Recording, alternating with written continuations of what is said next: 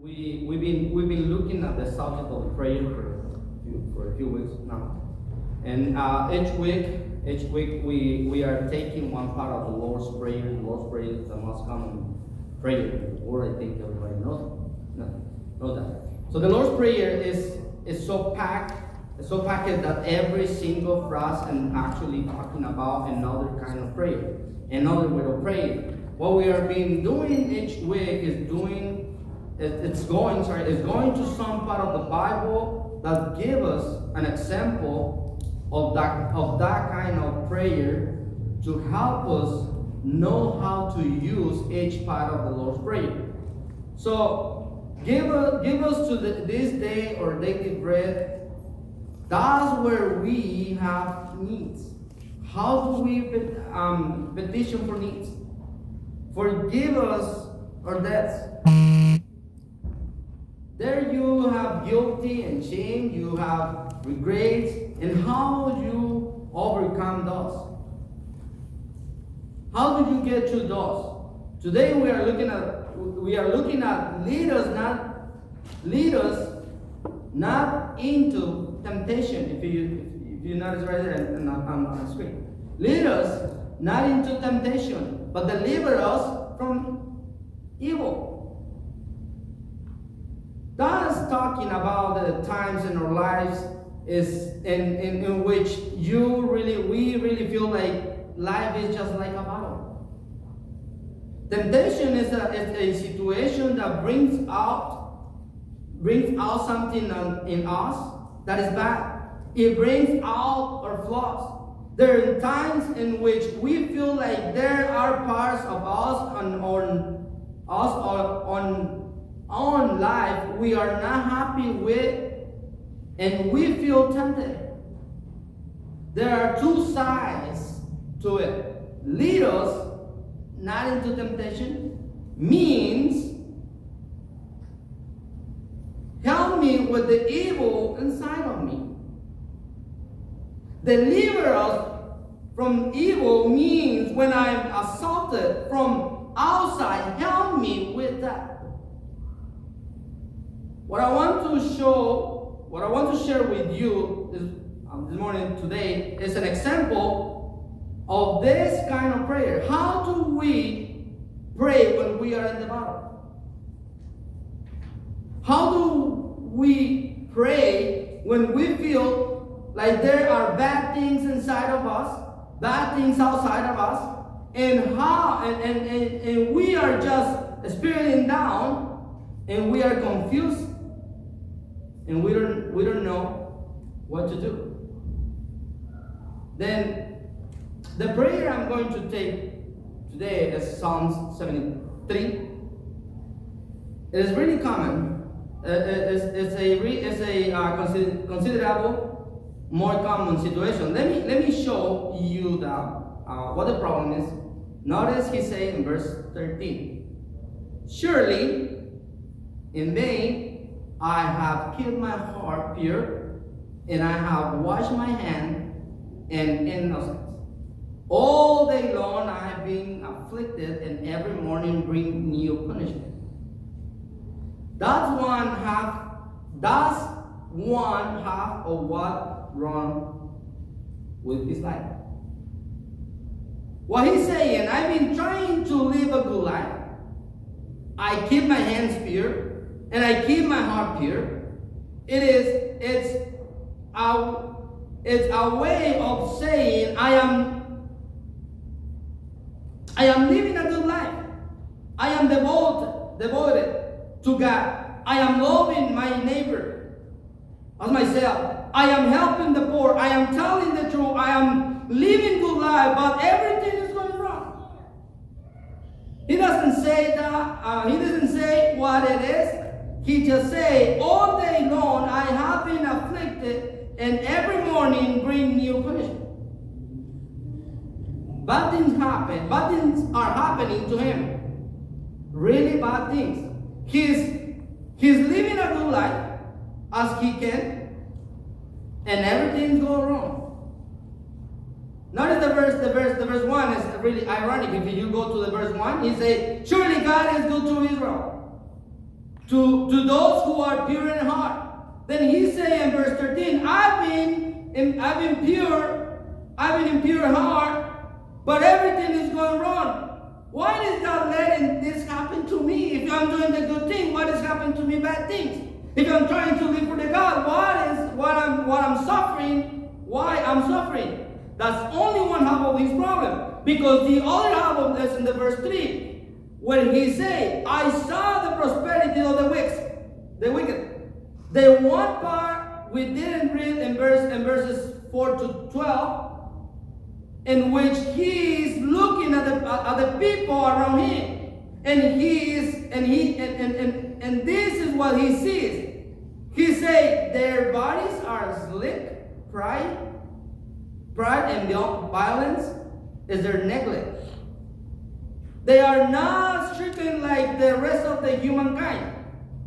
They scoff and they speak with malice. These are the wicked. Always it is they increase in riches. What he say? In the Bible, and he say, I almost lose my foot. In the Bible, to lose your foothold is pretty serious thing. It is a metaphor of course. If you are coming down and set one step and you lose your foothold, you could get injured or die. If you are in the mountain path and you lose your foothold, you might be injured or fall to your death. There is another places in the Old Testament where losing your foothold is a metaphor of spiritual destruction. He's already losing his grip because he's saying in verse 3, I imbibe the arrogant. Partly because of marketing. We imbibe envy. Thank you. I tried to say this word. We envy our neighbors. Part is because all advertisers. Because of marketing. Partly because all advertisers is based on envy. Envy. We don't see envy as terrible as it really is. But it is really bad. What is the envy? What is the envy? Here's what envy is. Envy wants somebody else's life. That's what it is. First of all, do you know what? You know what that does? The envy. First of all, envy, and listen carefully. Envy sucks the joy out of the life that you actually have. That's right. Not only that, it also undermines the impetus you have for living the life you actually have good. I would like to have, because we are looking at, I would like to have his life over life. I would like to have this other kind of life. Why don't I have the life they have? That's the envy. It sucks the life out of you. It sucks the joy out of you. It can make you very hard. It can make you very self-absorbed, very cynical, very skeptical of other people. We just become a miserable person. That's what it means to lose your foothold. It's not only to spiral down into things like envy and anger, but also the implication, especially because of verse 1, he says, God, you are supposed to be good with the people who got a good heart, but I've been pure in heart, and you are being good. You should be good to me. That's what he's saying. I'm trying my life good, so you might be good to me, but you're not doing that, God. That's what he's saying. He's on the verge of saying, maybe I'll just walk away from this good life, and maybe I just walk away from God. Many people go away from church, or many people walk away from God because they want something that God's do to them, and He's not doing that. We are tempted to get hard. You are tempted to give up, to get cynical, because you are having disappointment after disappointment after disappointment in your life and other people who aren't trying as hard to live good life as you having good lives. What is the resolution? What is the resolution? What is the solution to that? When life seems to be a battle like that, temptation inside, evil outside, how do we get through it? The answer is particular kind of prayer. You'll see this right here. The terms is in the verse 17. If you go with me, we might find on the screen. He said, when I try to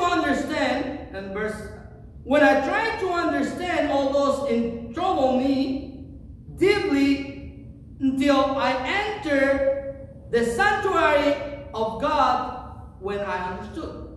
That's what he said.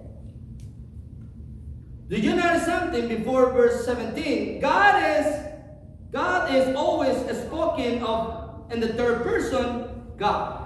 But after verse 17, God is spoken in the first person. You place them on the slippery ground. You cause them down to ruin. But I am always with you when he goes into the sanctuary. Only when he goes into the sanctuary. What does it mean to go into the sanctuary? What it means? It means to go to Jerusalem and go into the temple and participate in the place worship and the people in the temple worship.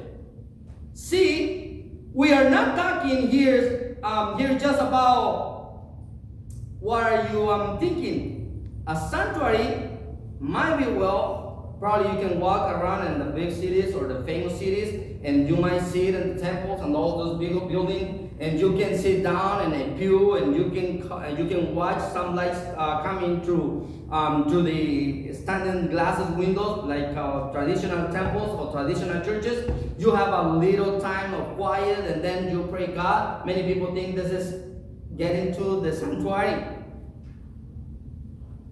No. He doesn't say a sanctuary. He doesn't say a sanctuary. He say I went into the sanctuary of God. That is the temple of Jerusalem. There is a there he participate in the full range of prayer. He will have participate in praise and singing. He will have participate in confession. He will have participate in the full range of prayer. What a corporate worship and prayer does is bring you into the presence of God. He say instead of think about God, when you do that, instead of think about God, you actually deal with God when you get into the sanctuary. Right. Instead of thinking about God, why God is allowing all those things happens to me, you actually deal with God and you say, in light of who you are, why is this happening to me, and how should I feeling about this? This is where his life turns around. Until I went into the sanctuary, I was confused, I was getting bitter, then I understood. So this is the prayer that Jesus said. When you are in the battle inside of you, when you are in the battle outside of you, when you are in the trench, when you feel like you are feeling, when you feel like you are at the bottom of hole, it's true prayer that you get yourself out. Now, what does actually doing a prayer? There's 4 things. I like to spend the rest of my time. So I just got 20 more minutes. Maybe less. Looking at these 4 things. They all can only be done in prayer. Those 4 things are: he admits the worst, he sees the whole, he grabs the God's grace, and he reorders the loss of his heart. Let me start with this. He admits. We go back to verse 13. He said, it is a remarkable statement. Surely. He said, surely. In vain I have kept my heart pure, and have washed my hands and innocent. That is an outstanding admission. Are you and I willing to say the same thing? When he says, surely in vain I live, surely in vain I have kept my heart pure, and in vain I have washed my hands and innocence.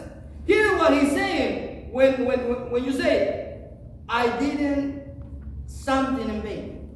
That's what he's saying. What do you mean?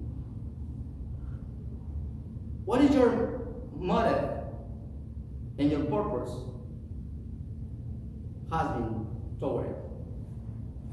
When you say, I was serving God, do something in vain. Listen to this carefully. I'm just trying to be clear here. When we say, I serving God, I was loving God, I was loving my neighbor, I was helping the poor, I was telling the truth in vain. That is mean your purpose, the reason you were obeying God, the reason you are praying there. The reason you were praying, the reason you were being good to the other people, the reason you were caring for the poor, for the poor was vain. What is something? What is something is in vain? It means this is the purpose, and I didn't get it. Look. What is the purpose? Well, he's telling us, my life isn't going well. We don't know why yet, what that means, but almost certainly, I am not making money. My career is in trouble. My relationship haven't gone very well. In other words, my life isn't good well. That's what he's saying. Do you know what he's admitting? I was not serving. This is what he's admitting. He's admitting, I was not serving God for God's sake. That's what he's saying. I was not helping the poor for the poor's sake. I was not telling the truth for the truth's sake. I was not doing it for my sake. I was doing it because I figured it out. If I did all these things, then God will give me a good life. That's what he's saying. He's not giving me a good life. Everything I've been done is vain. He's saying that's pathetical, self-centered, shockingly slow, unbelievable, self-absorbed. When those things happen, of course, they are going to make you feel bad. Of course, they are going to weight you down. But if they destroy you, if you lose all hope, if you turn back from living the life you were living before, if you become a cynical about people, if the grief, it is because of something going inside of us that we need to take responsibility for which he's taking responsibility. Here's what he said, what he's willing to admit. That so much of his service to God, I didn't know, it's not, but so much of his service to God was really not out of love for God. It was love for himself and using God.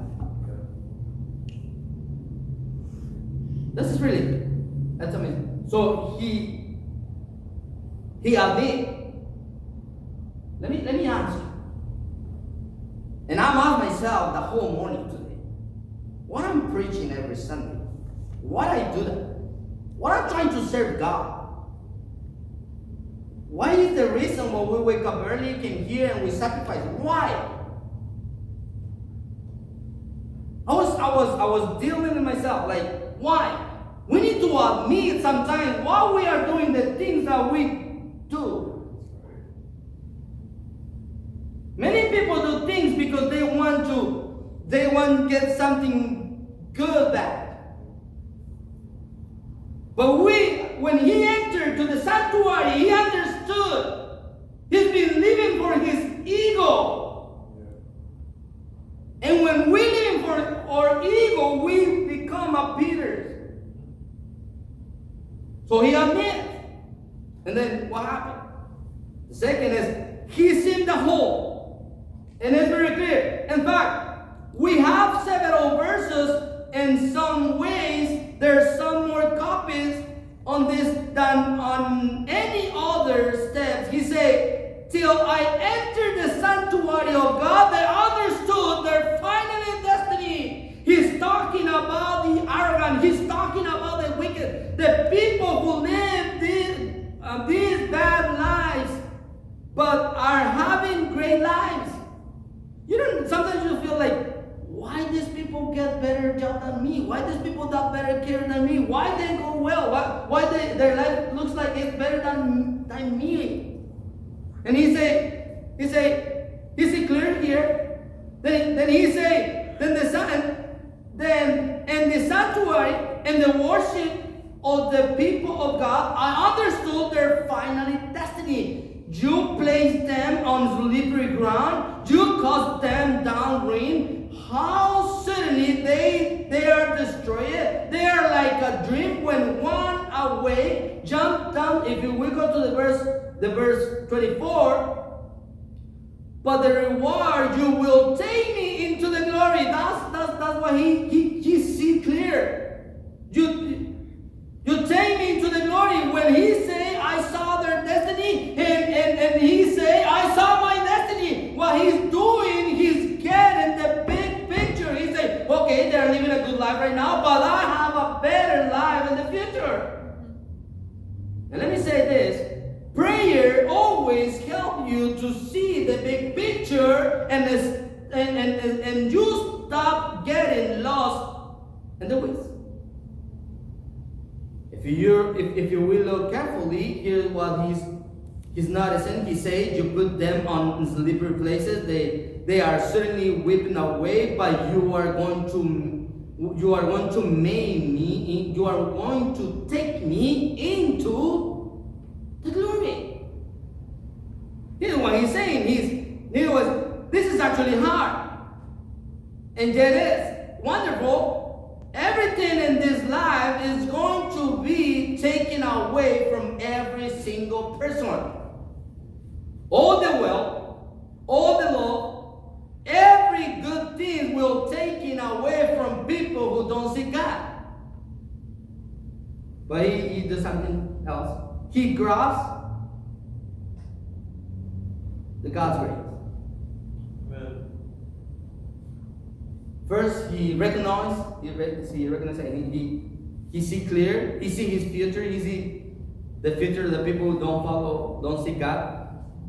He grasps God's grace. Now that he has seen the big picture, notice what it happened 21 and 24. It's lovely when my heart was grieved in my spirit, embittered. I was senseless and ignorant. I was rude. Best before you. This is actually just an extension of verse 13. That's not right there, but it's in it. Do you know what it means? I think it means like this. Love means meeting the needs of somebody else ahead of your own. Love means sacrificing for someone else, meeting their needs rather than yours. Love is always an action. Love is deliberate. Love takes thinking. However, selfish is a reaction. Selfishness takes not thought. Selfishness is an instinct. Selfishness just happens naturally. Love is something that you do. That's what he's doing right now. He grabs the grace of God. You been holding, he said, you been holding me by the right hands. You never let me go. He said, I can make all these bad things, my bad thought, but you hold me with your hand. That's grace of God. We might walk away from God, but His grace is always there. He takes care of us. But let me finish with this. When He understands all those things, He orders the loves of His heart. You can see He was sleeping. He was sliding, but now he was sleeping sliding. He was sleeping and sliding, but now he's standing. Now he's climbing, and now he's sorry because at the end he said, "Won't have I in heaven? Won't have I in heaven, but you, and the earth has nothing I desire. I desire beside you." Do you know what is the transformation here?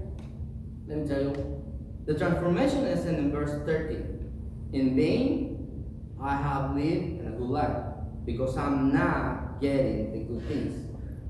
I am not getting prosperity. I'm not getting popularity. I'm not getting good things for him to say, I've been served you, but I'm unhappy because I didn't get those. I didn't get these things. Means I want these things more than I want you. These things. These things are the real, and you are the means, God. In verse 14 and 13, there are a lot of these things in the earth. He wants more than God. I read this in here. If you the main things in your life that you love is your family, that sounds nice. But you'll crush them under the weight of your expectation, and they always be disappointing you. That's true. Yeah. If the main thing you love in life is some person, some romantic interest or spouse, if the main thing you love in their life is your success, or your career, you are a slave. Yeah. If you love anything more than God, it is enslaving. You will be workaholic. Have you met people who's a workaholic? I met people who's a workaholic. Apparently they got a good life, but they just live to work. You will you will be up and down all the time. You will be emotionally distracted. You will be slave. of uncontrollable fears or anger. There is nothing I love in heaven. He said, there's nothing I love in heaven and earth more than you. I love you most of all. That's what he said. God's love is the only love you can not lose. God, you cannot lose. God's love is the only love you cannot lose. If you fail, God's love is the only love that is going to hold you. It's going to hold us. That means only love of the immutable will bring you tranquility. Only love of the immutable, unchanging, loving God will ever get you to the place where you can look out and say, bad things are happening to me, but my foot does not slide. Amen. So because he has reordered his laws, now he says, there's nothing I love in life more than you. Now he say, okay, how that happen? He say, I love God more than my job. I love God. And I'm going to say this very clear, and it's really hard sometimes to say. But we should love God more than our own family. That's what he said. I prefer God beyond my spouse, beyond my family. And let me say why, and I'm just almost done. If you will love our God with all our heart, our family will be secure. Because when we love God as the way how He wants us to love Him, we're gonna take care of the rest of the people. We're gonna love our neighbors. We're gonna love our family. But we're gonna make God our priority. So I don't know where's your heart. Where is your? Even when we think about, let me close the notes. And I mentioned this. He said, in vain I've been doing all this. And I hope we understand why we are here today. Why we are doing this service. Whatever we are doing for God. We need to have clear. We're doing for the purpose of the glory of God. Not to get something back from Him. That's because we love Him.